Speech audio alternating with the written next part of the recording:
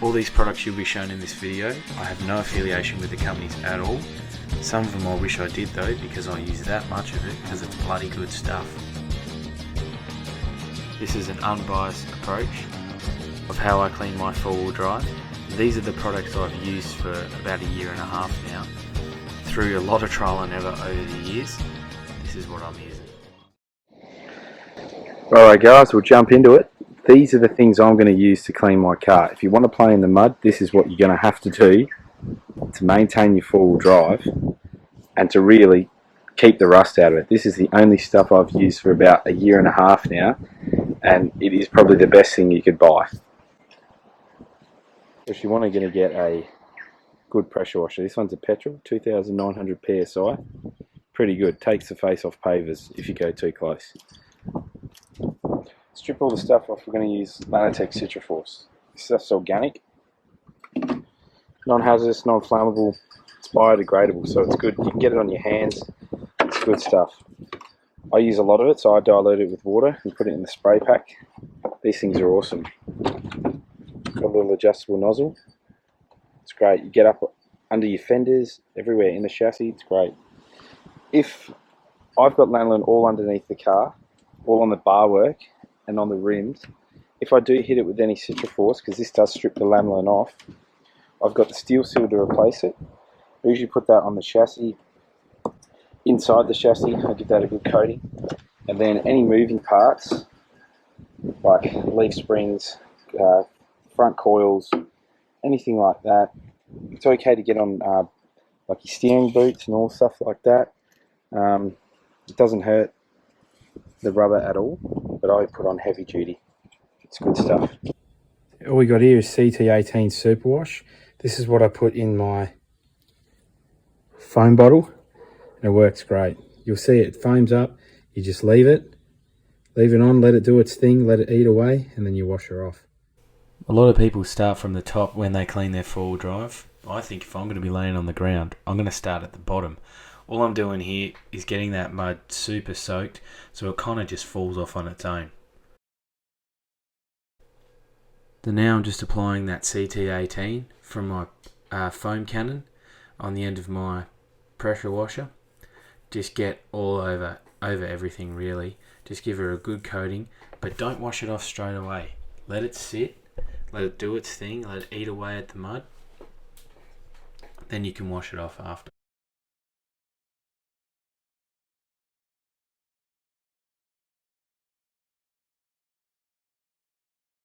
Alright, so you've let it sit for a couple of minutes, now it's time to take it off. So just with water, just blast it off and you can see it's just eating all that mud. I haven't had to hand clean this car at all.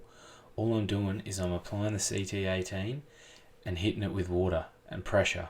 That's what's getting this stuff off. This is like the easiest and quickest way to do it. In saying quickest though, it still took me about 6 hours to clean the car fully because mud just gets everywhere. But this is why it's so important to clean your car after you've had the fun. Pretty much how many hours of fun you're having is pretty much how long it's going to take to clean. So if you've been out there for 5 hours, it's probably going to take you 5 hours to clean the car. And that's doing it properly. That's flushing the chassis and everything.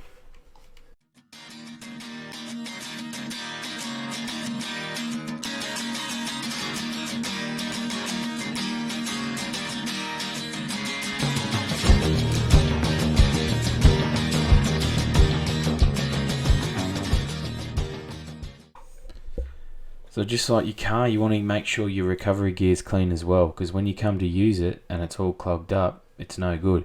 So again, just give her a good old soak, get that mud nice and soft if it's gone hard. Then you just want to hit it with some pressure again. That'll just get all this stuff right off. Use your Citraforce as well. If you're using it, definitely use it because it will definitely help you. So this is all that cakey mud that you want to get at. You see it just hides everywhere. When you get all this cakey mud, it'll be all up in the bull bar.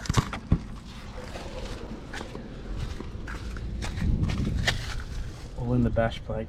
You want to get all of that. All of that mud that just sits in the bash plate there, you want to get all of it. You'll notice there's a little bit up on the radiator too. You want to get all of that out. There's only one way to do it. That's to jack her up. Take the wheels off and get right in there.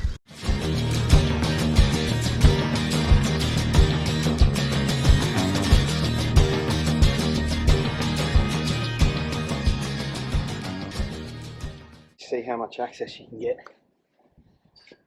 to all your rotor, to your pads, all up in your engine bay.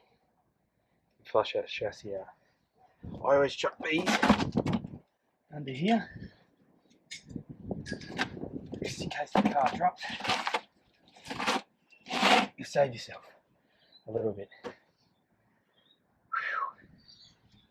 Whew. Now I'm going to give it a good healthy dose of Citraforce in the Lanatec spray pack. These are wicked. Wee little nozzle that you can spin, gets in anywhere. Give it a few pumps and just spray it all over.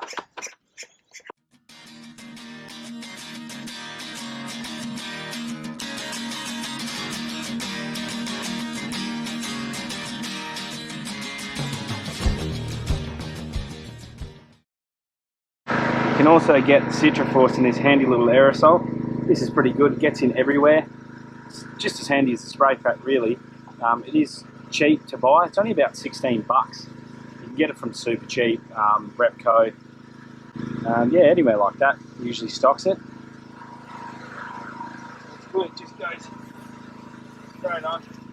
So after you've given the underbody a healthy coating of the Citraforce, you want to let it penetrate a little bit and then you want to hit it with a bit of water pressure.